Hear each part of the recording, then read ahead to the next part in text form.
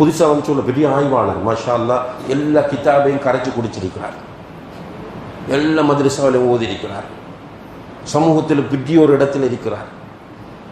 ஆனால் அவர் சொல்கிற கொள்கை சஹாபாக்களிடம் இருக்கவில்லை, தாபியன்களிடம் இருக்கவில்லை, தாபியன்களிடம் இருக்கவில்லை. அல்ஹம்துலில்லாஹ், எங்களுக்கு அந்த கொள்கை தேவையும் இல்லை. அஊது பில்லாஹி மின்க். இந்த போக்கில் இருங்க. நீங்கள் இயக்க ரீதியாக தயவு செய்து வளராதீர்கள். நம்முடைய உலமாக்கள் இயக்கத்தை ஆதரிக்கவில்லை. நம்முடைய சமூகத்துக்கு ஏற்பட்டிருக்கிற பெரிய ஒரு சோதனையும் அது ஒரு சாபமா என்றும் தெரியவில்லை. என்னது? இயக்க ரீதியாக நாம் பிரிந்து நின்று என்னுடைய இயக்கம் என்ற கருத்தை நாம் நமக்குள் ஊட்டிக்கொண்டது. அது எந்த இயக்கமாகவும் இருக்கலாம். எல்லா இயக்கத்திலும் நீங்கள் போய் பாருங்கள், அவர்களுக்கு ஹக் என்பதை விட ஃபர்ஸ்ட்டுக்கு எது வருது? இயக்கம் வருகிறது. அது தப்லீக் ஜமாத்தா இருக்கலாம், ஜமாத் இஸ்லாம் இருக்கலாம், தௌஹீதுக்குள்ள உள்ள எத்தனையோ தௌஹீதுகள் இருக்கு, அந்த தௌஹீதாக இருக்கலாம், அல்லது வேறு வேறு சலஃப் என்கிற பெயரில் உருவான இயக்கங்களாக இருக்கலாம். அவர்களுக்கு சத்தியம் என்பதை விட, ஹக் என்பதை விட, கால அல்லாஹ், கால ரசூலுல்லாஹ், கால இப்னு அப்பாஸ், கால இப்னு உமர் என்பதை விட அவர்களுக்கு இயக்கத்தில் போடப்பட்ட பைலோவும் இயக்கத்தில் சொல்லப்பட்ட கருத்துக்களும் தான் ஸ்ட்ராங்காக தெரிகிறது. அதுல ஒரு சின்ன கீறல் வந்தால் கோபம் வருது. இயக்கத்தில் உள்ள ஒரு கருத்தை யாராவது விமர்சித்தால் கோபம் வருகிறது. அதுல மீனிங் என்ன? இயக்க வரி இருக்கிறது. நம்ம அதைத்தானே சொன்னோம். நம்முடைய எந்த ஒரு முன்மாதிரியாக இருந்த ஒரு ஸ்காலரும் உலமாக்களும் இயக்கத்தை ஆதரிக்கவில்லை சகோதரர்களே. அதுக்காக நம்ம இயக்கம் வழிகேடு என்று நான் சொல்லல, இயக்க வெறி வழிகேடு, இயக்க வெறி தெளிவான வழிகேடு. அது எந்த இயக்கமாக இருந்தாலும் சரி, அந்த இயக்க வெறியோடு இருக்கிறவர் சத்தியத்தில் வர கஷ்டப்படுவார், வர முடியாதவருக்கு.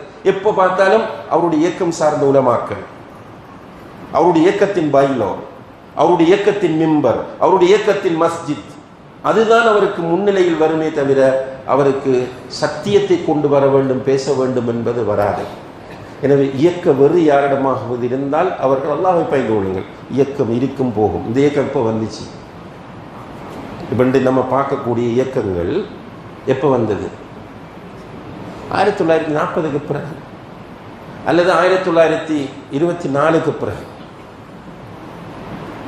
அதுக்கு முதல் என்ன இயக்கம்? ஒரு இயக்கம் கிடையாது. ஜமாத் ஜம்மியா என்ற பேரெல்லாம் 1920 வரைக்கும் கிடையாது. 20க்கு பிறகுதான் இது உஸ்மானியர்களுடைய பிரச்சனை, அந்த ஹிலாஃபத் வீழ்ச்சி, அப்படி இப்படின்னு சொல்லி இது வந்துச்சு. அதுக்கு முதல் மதுஹபுகள் இருந்துச்சு. அந்த மதுஹபும் எப்போ வந்துச்சு? ஹிஜ்ரி 3ஆம் நூற்றாண்டுக்கு பிறகு. இப்போ தரிக்காக்கள் இருந்துச்சு, அது வந்துச்சு ரொம்ப பின்னால. ரைட்? இந்த ஜம்மியாக்கள், ஜமாத்துகள் ரெண்டும் மதுஹபுகள் ரெண்டும் வாரத்துக்கு இடைப்பட்ட காலத்தில் வந்ததுதான் தரிக்காக்கள். ரசூலுல்லாஹி அலைஹி வஸல்லம் காலத்தில் இருந்தது என்ன? இஸ்லாம். அதை பின்பற்றியவர்கள் யாரு?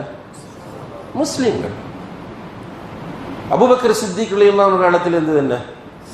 இஸ்லாம், முஸ்லிம்கள். உமர் இப்னு கத்தாப் ரலியல்லாஹு அன்ஹு காலத்தில் இருந்தது இஸ்லாம், முஸ்லிம்கள்.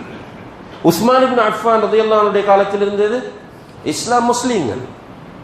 அலி ரலியல்லாஹு அன்ஹு ஆட்சி காலத்தின் இறுதியிலே தான் ஷியாக்கள், ஹவாரிஜிகள் என்று வழிகேடர்கள் வர ஆரம்பித்த போது அஹ்லு சுன்னா என்று தங்களை அடையாளப்படுத்த வேண்டிய தேவை முஸ்லிம்களுக்கு வந்தது.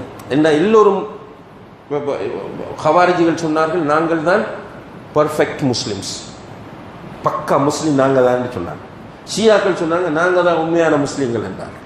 இப்போ இந்த நேரத்தில் உண்மையான முஸ்லீம்கள் அவர்களை அடையாளப்படுத்துவதற்காக அஹ்லு சுன்னா என்ற பெயரை பயன்படுத்த வேண்டிய தேவை ஏற்பட்டது. அதுக்கு பிறகு அஸ்ஹாபுல் ஹதீஸ், அஹ்லுல் ஹதீஸ், அஹ்லுல் அஸர், இப்படி பல பெயர்களோடு வந்தார்கள். ஆனால் அவர்கள் பெயர்களில் பிடிவாதமாக இருக்கவில்லை,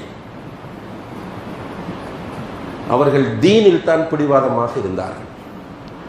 அப்ப நமக்கும் அந்த பக்குவம் கண்டிப்பாக வரணும்.